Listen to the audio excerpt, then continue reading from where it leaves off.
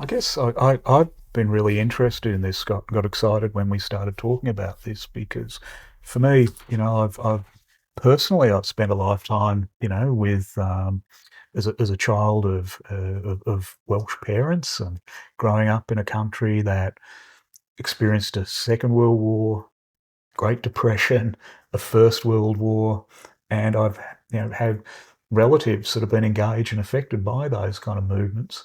I'm also a child of migration, so I've as a small child I migrated with my family, and so I've been sensitized, I guess, to what people draw on to make meaning for themselves, what things occur like saturation bombings that impede people's capacity. Like my parents never fully recovered from their experiences as children, but they grew up in a time where there was no way to name any of that. And so, as a psychologist working in this field, I've been interested in trauma for several decades now, and I've worked in so many different areas, um, and I just see so clearly how systemic experiences, conflict in nations, conflict within cultural groups, how it impedes Mm. human happiness, human health. We're in a period at the moment where we're doing lots of diagnosis of people's mental health issues, but we're not seeking so much what's happening in a society that's creating half of its citizens with a diagnosable disorder in their lifetime. Mm. What's going on? What are we sensitizing ourselves to?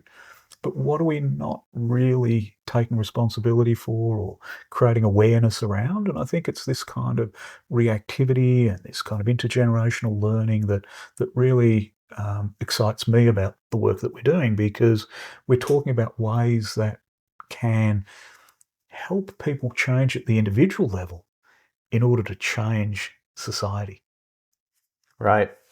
And I mean, there are so many different aspects of this at a practical level of, why I have been engaged with this for so long. But I think, one of them is just the idea that all of us have the same rights, Mm. that basic thing. It's not something isolated to a certain country. It's a universal concept, very new in human history, that, someone from Botswana and someone from Belgium and someone from Burkina Faso and somebody from Bhutan all have the same rights from the day they're born until the day they die. Mm.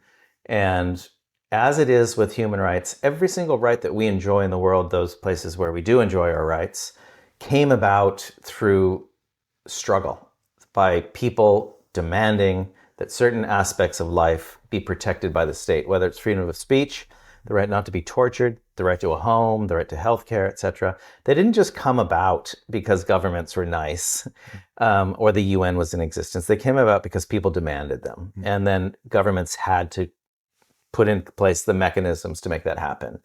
We can do very much the same thing with the world citizenship idea. Start at a grassroots level in all countries, all local governments around the world, begin to start seeing those municipalities as part of a larger whole, and then having relations between each of them and expanding those. And in the end, realize that the nation state system which we inherited is not an inevitability. It's one choice. It's one model that happened to work very well in many ways. And it does, protect rights and guarantee sovereignty, but it also tends to facilitate the emergence of the worst of us to become the leaders of those countries. And they're traditionally, when we look at movement in human history, we're really talking about movement of 5% of the population, Mm-hmm. the wealthy enough to gain access. When we talk about, the bastion of our sort of civic and political systems, ancient Greece, Mm-hmm. that it was 5% of the citizens who were participating in all this democratic process Yep. based on a slave population that constituted 95%. Mm-hmm. So this idea of more kind of global participation, this idea of mass democracy, is extraordinarily new, Absolutely. and something that we really haven't fully integrated into our sense of who we are. that Mm-hmm. entitlement. And that's what I think is interesting about this move to autocracy, that there's so much fear and uncertainty in the system, and there's this constellation of wealth occurring now globally, Very much. where we're Hand in moving hand. where we're moving back into this. Was not even 5% at the moment. Mm-hmm. It's a tiny sliver of that. 0.1%. Yeah. Yeah, yeah. It's such a The new Gilded Age. yeah, so important that we we really talk about the psychology of democracy, because to feel free, to feel supported, is to feel safe, is to feel creative, is to feel generous for most people. Mm-hmm. Without that, we automatically collapse into fear and division. Right.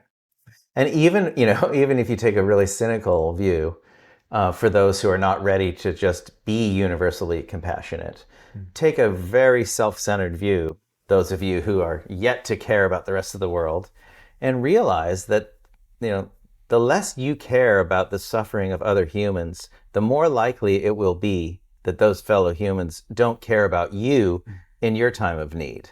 You know, someday, someplace, sometime, you are going to be in that position as a vulnerable person or group in society.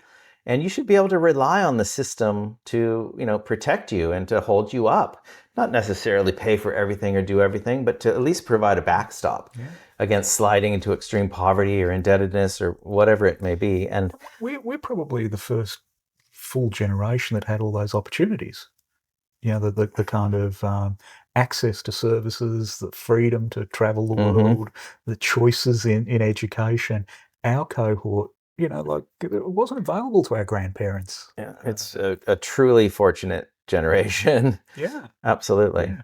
So what we're trying to do with this course is really help really articulate what it is that we need to support democracy, Mm-hmm. to support a broader view of what it is, Yeah. non-conflictual, non-competitive, inclusive, Yeah.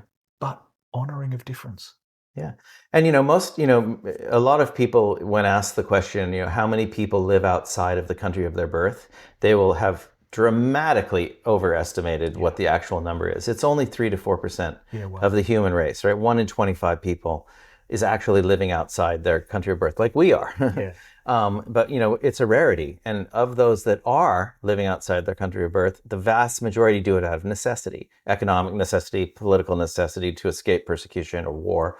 So it remains a rarity, even in the European Union, where you have the right to live in any of the 27 countries. About the same percentage, 3 or 4%, mostly going to Spain where the weather's better or something like that. So it's rare, but those who do and those who travel at a second level inevitably are changed in the experience, right? And, you know, a country like Russia, almost 75% of the population has never left Russia. And that is going to have an impact on how you view the world. And, you know, the same thing applies to all sorts of countries. And I think part of the world citizenship process has to be almost a requirement in secondary school and high school to go live in another place for a year, fully paid for by the government or whatever political entities in place. And that will change the lives and worldview of millions of people, as it does to everyone who has done that before. And if at the same time we're teaching people how to self-regulate, be self-aware, then when they go into different environments, they go with a sense of exploration, of curiosity, of openness, not naively, because, you know, bad things will no doubt still happen at times, but with awareness and just that opportunity to grow and expand. Yeah, I mean, so much of it is basically what your parents taught you as a kid. Yeah. It's as simple as that. Don't steal. Yeah. Don't be mean. Yeah. Use your words. Yes. Don't punch. Yes. You know, respect. Yeah. Don't call people names. You know, these very fundamental basic things. That's what we're talking about here. We're not talking about like super complex, deep understanding of the, you know, the deepest levels of philosophical thought. It's just, let's get back to the basics. Let's get back to the roots. We all share this planet. We were all born here. We're all going to die here. Let's make it the best place we can. And that's really what we're trying to achieve in this course, those skills. Thanks.